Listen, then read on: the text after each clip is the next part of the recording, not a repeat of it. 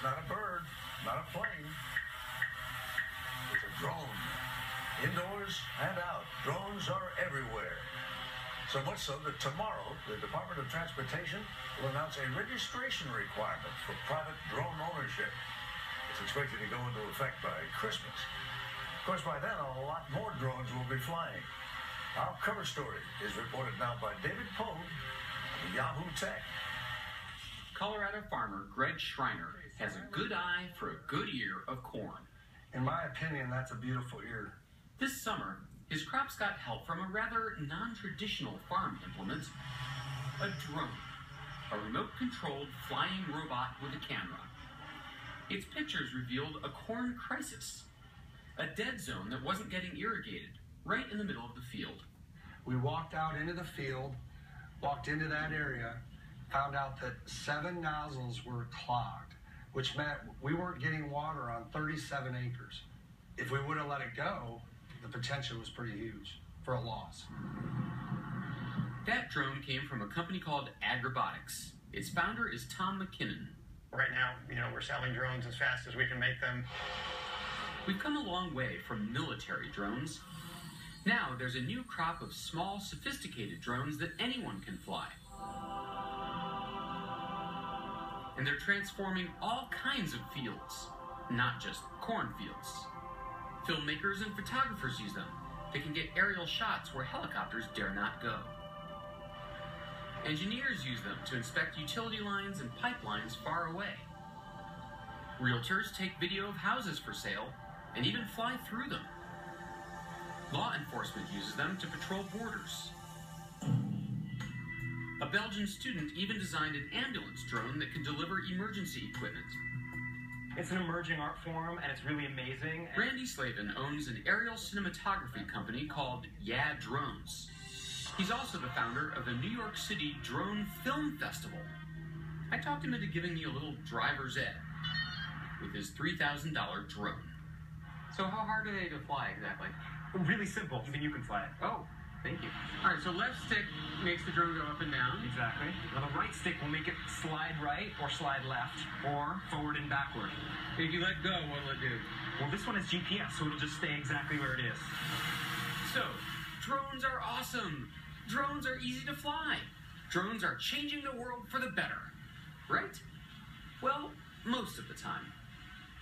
As you've no doubt seen, drones also make headlines for the wrong reasons. 5 people were injured when this drone crashed into the crowd. Secret Service officers combed the White House grounds after this drone crashed into a tree on the South Lawn. There have been more than a dozen cases of drones disrupting firefighting efforts. They make frightening flying weapons. And maybe scariest of all, drones could get in the way of airplanes. Close calls between drones and airplanes are skyrocketing, according to a new report from the FAA. Clearly, there's a battle brewing. On one side, people who are excited about the enormous potential of drones. On the other, people who worry about noise, privacy, and safety. We have the most complicated airspace in the world, and these new entrants, these unmanned aircraft, would be just another layer of objects that we have flying in our airspace. Anthony Fox is the U.S. Secretary of Transportation. He oversees the FAA, which oversees the safety of our skies. The FAA has been working to come up with new rules to govern drones in America, but it hasn't been easy. So, can you characterize the two warring sides of the rulemaking process? Two sides? How many are there? There are a lot of sides of this one. And which side are you on? I'm on the side of safety. Secretary Fox likens the arrival of drones to the dawn of the first automobiles. And all of a sudden, this new entrant is trying to occupy the same space as horse-drawn carriages. In some respects, that's where we are. We're trying to integrate this new use in a space that's been occupied by airplanes, helicopters, hobbyists, and general aviation for so long. The FAA distinguishes between flying a drone for fun and flying one for money. Today, you're allowed to fly an amateur drone as long as you keep it 5 miles away from airports, below 400 feet, and within your sight. You can fly a drone for commercial purposes only with special permission from the FAA. But the FAA has proposed a new set of rules for commercial drones that would probably go into effect next year. A lot of companies are nervously watching to see how restrictive they're going to be, especially Google and Amazon, which have huge plans to start delivering customer orders by drone. Prime Air is a future delivery service that will get packages to customers within 30 minutes of them ordering it online at Amazon.com. Paul Meisner is in charge of public policy for Amazon. What if I'm not home? It gets delivered to your doorstep or wherever you want in your yard, just like it would be if it were delivered by the UPS truck. Last year, Amazon made this video to show how Prime Air might work. But the drones they're building and testing now are very different and still secret. These are highly automated drones that can take care of themselves in many respects. They have what is called sense and avoid technology. That means basically seeing or detecting and then avoiding obstacles. Amazon is watching the FAA like a hawk. If the new rules wind up too restrictive, Amazon Prime Air might never get off the ground.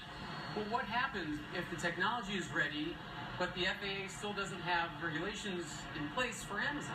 We're going to be trying to deploy Prime Air everywhere we operate. So there's no reason why the United States must be first. We hope it is. But here's the thing. We enjoy the world's safest air travel because we have a terrific air traffic control system. Maybe the answer to the drone problem is right over our noses. Is it useful to say it's kind of like the air traffic control system, but for drones? That's a good analogy. Parimal Kopardigar is in charge of NASA engineers who are working with the FAA to develop an air traffic control system for drones. How would it work? I'm a filmmaker, and I would like to fly along the Golden Gate Bridge and shoot that. What would I do? You can actually file your flight plan or a trajectory into the system. You could get that airspace reservation for that particular operation. So he has to stay within those dotted lines. He has to stay within those dotted lines. Engineer Thomas Prevost is head of NASA's Airspace Operations Lab. He showed me some hypothetical drone flights in a simulation of the new system. So before each flight started, they essentially submitted an operations plan into the system. A flight plan? Kind of a flight plan, yeah. And here's an operation that was supposed to be a pizza delivery over the Golden Gate Bridge. A pizza delivery? Yeah. But you can't fly over the Golden Gate Bridge currently because it's a national park, so it got rejected. NASA has started testing the new air traffic control system outside the lab. So what you're saying is you tried it and it worked. We have tried and it works. And not a moment too soon. The FAA predicts that 1 million drones will be sold this holiday season. What's their appeal? Looks good. Well, consider this year's winner of Randy Slavin's Drone Film Festival. A video about Superman strapping a video camera to his head. It's super entertaining and amazing, and still, every time I watch it, it gives me chills. To imagine what it would be like to be him, to fly like on his shoulders or something. And in the end, that's why drones are so irresistible. That's why they're our certain future. Because, come on, who wouldn't want to be Superman?